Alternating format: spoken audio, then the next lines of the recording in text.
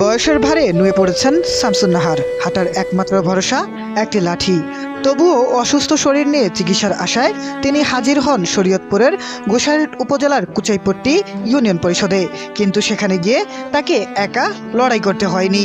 বৃদ্ধার শারীরিক অবস্থা দেখে সঙ্গে সঙ্গে ছুটে আসেন বাংলাদেশ কোস্টগার্ডের এক সদস্য। নিজের হাতে ধরে তাকে নিয়ে যান চিকিৎসকের কাছে। এরপর চিকিৎসকের পরামর্শ অনুযায়ী স্বাস্থ্য পরীক্ষা, প্রয়োজনীয় চিকিৎসা এবং বিনামূল্যে ঔষধ তুলে দেওয়া হয় তার হাতে।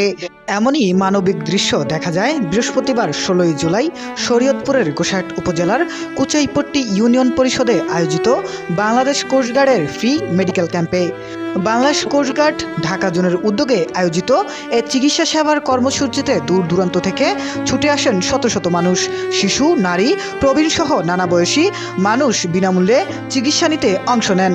সকাল 10টায় শুরু হওয়া এই মেডিকেল ক্যাম্পে মোট 430 জন রোগীকে চিকিৎসা সেবা দেওয়া হয়, যার মধ্যে পুরুষ 136 জন, মহিলা 234 জন এবং শিশু 60 জন।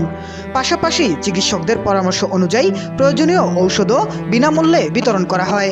আয়োজকদের মতে সমাজে অসহায় ও সুবিধাবঞ্চিত মানুষের স্বাস্থ্যসেবা নিশ্চিত করতেই বাংলাদেশ কোস্টগার্ড নিয়মিতভাবে এ ধরনের মানবিক উদ্যোগ গ্রহণ করে আসছে।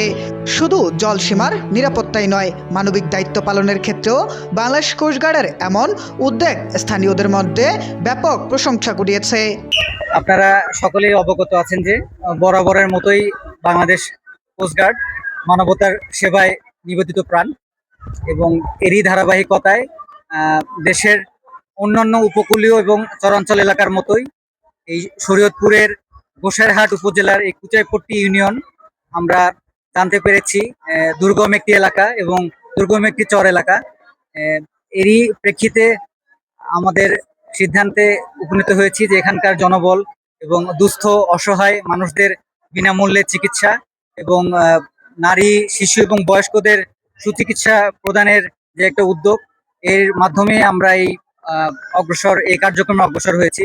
এবং এবারই প্রথমবারের মতো আমরা এসেছি, কিন্তু এটা দিয়েই শেষ নয়। আগামীতে ইনশাল্লাহ একের পর এক আমরা সময় নির্ধারণ করে বারবার আমরা এই চরাঞ্চল এলাকায় এসে এলাকাবাসীর মধ্যে সুচিকিৎসা প্রদান করবো ইনশাল্লাহ। আমাদের মেডিকেল টিমে দক্ষ একজন মেডিকেল কর্মকর্তা সাথে নিয়ে আসা হয়েছে, এবং আমাদের পরিকল্পনা অনুযায়ী ন্যূনতম 400 হতে 500 জনকে চিকিৎসা প্রদান এবং বিনামূল্যে ঔষধ প্রদানের প্রস্তুতি নিয়ে এসেছি। ইনশাল্লাহ আগামীতে এ ধারা অব্যাহত থাকবে।